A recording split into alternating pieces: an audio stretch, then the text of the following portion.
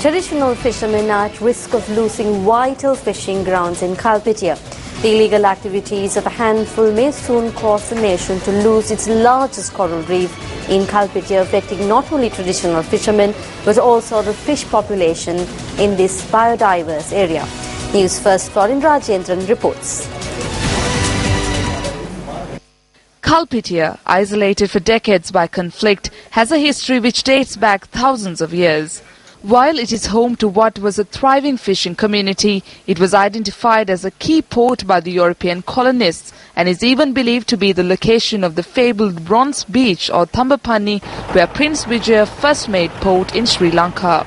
This idyllic stretch of beach is located about 150 kilometers from Colombo.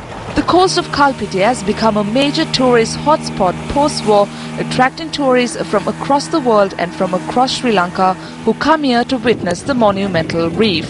In 1992, the Coast Conservation Department declared the reef and surrounding waters an ocean sanctuary.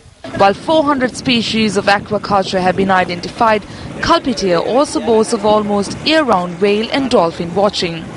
Kalpitiya is also home to many varieties of bird life.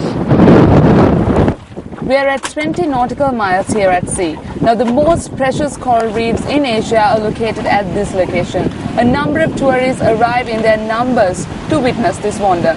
We at Newsfirst also received an opportunity. The coral reef itself, which spans about 306 kilometers, boasts of 122 varieties of coral. Much of the reef has been destroyed today due to illegal fishing methods, including the use of prohibited nets and dynamite. These images bear testament to the destruction that has been wrought to these waters.